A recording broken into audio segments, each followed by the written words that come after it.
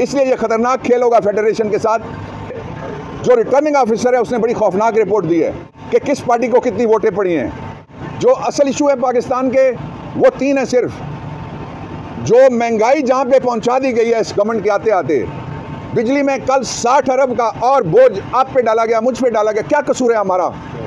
जो बिजली कंपनियां हैं और इनकी अपनी एक बिजली कंपनी है जो इसके प्यारे की कंपनी है आले शरीफ की, उसने 2 साल से खबरें ये चल रही हैं 1 यूनिट बिजली पैदा नहीं की, लेकिन उसको 60 अरब रुपए सालाना हमें देना पड़ेंगे। ये वो बिजली कंपनियां जो आप लाए थे जिसके ज़रिए से आपने हमें गुलाम बना दिया है। इसलिए इस गुलामी से निजात जो मुआशी गुलामी है के लिए ज़रूरी है कि हमें जो सियासी आज़ादी है वो मिले। सियासी आज़ादी हम किसी से मांग नहीं रहे, कौम का फैसला है। सारे ऊपर नीचे रख के उन्होंने सबको मुस्तरद कर दिया और उसको इलेक्ट किया है जो कैदी नंबर 804 है। उसके उम्मीदवार कोई जानता ही नहीं था कौन है। उसके उम्मीदवारों ने ना जलसा किया, ना जुलूस किया, ना रैली की, ना लोगों के पास जा सके, ना किसी को चाय पिलाई। कंपेन करने वाला भी वही है, इलेक्शन लड़ने वाला भी वही था। हमारा इंतखाबी निशान भी इमरान है और इलेक्शन जीतने वाला भी शेर दिल कैदी नंबर 804 है।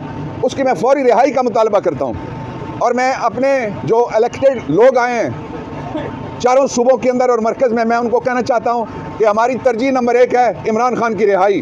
हमारी तरजीह नंबर 2 है जो चोरी और डाके से जो मैंडेट थेफ्ट हुई है उसमें से अपनी सीटों की वापसी।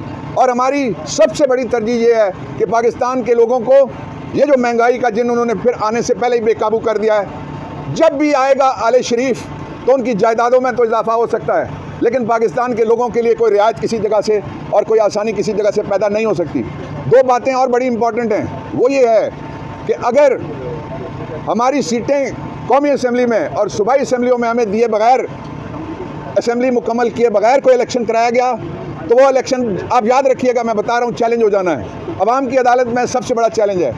और आज तक कल किसी ने मुझे किसी जगह पूछा, सहाफ़ी ने, उन्होंने कहा कि वो अवामी इनकलाब आ गया है, लेकिन उसके नतायज, मैंने कहा जब भी अवामी इनकलाब के नतायज पे डाका मारा जाता है तो बहुत गड़बड़ होती है। मैं बात अगली कहना नहीं चाहता, लेकिन मैं ये ज़रूर कहना चाहता हूँ कि जो पाकिस्तान के लोगों का अगर मैंडेट ना माना गया तो उसके बाद का इनकलाब है वो फिर सारे उससे डरेंगे, इसलिए कि वो किसी के काबू में नहीं रहेगा।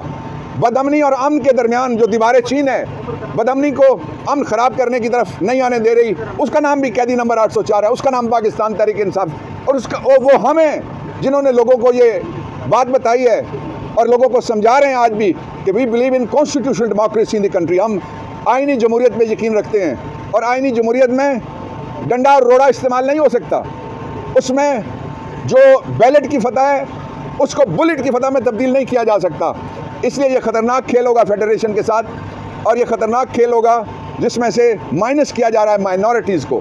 अभी मुझे बाहर माइनॉरिटीज़ के भी कुछ लोग मिले हैं, वो इस बात पे बड़े परेशान हैं कि हम किसके रब्ता करेंगे, क्यों हमें माइनॉरिटी की सीटों से महरूम किया जा रहा है। मैं मुतालबा करता हूँ पाकिस्तान तहरीक इंसाफ की तरफ से कि हाउसेज मुकम्मल किए जाएँ और उसके बाद जो ड्रामा आपने रचाना है उस ड्रामे में भी आपको नाकामी होगी।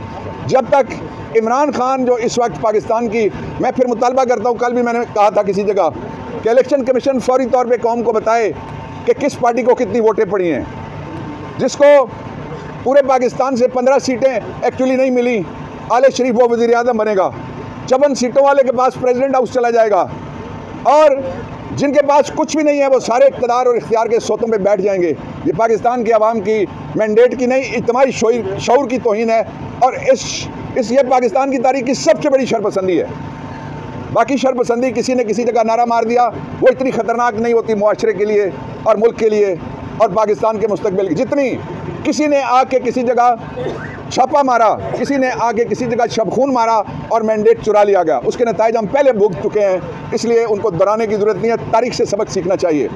और मैं इलेक्शन कमीशन से मुतालबा करता हूँ कि आप वो हल्के जिनके अंदर फॉर्म 45 और एक कराची का हल्का है, मैं ख़ास तौर पे कहना चाहता हूँ सईद वाला हल्का, उसके अंदर हम इलेक्शन कमीशन में ये दरख्वास्त ला रहे हैं कि आप इसका फोरेंसिक ऑडिट करवाएं, क्योंकि जो रिटर्निंग ऑफिसर है उसने बड़ी खौफनाक रिपोर्ट दी है।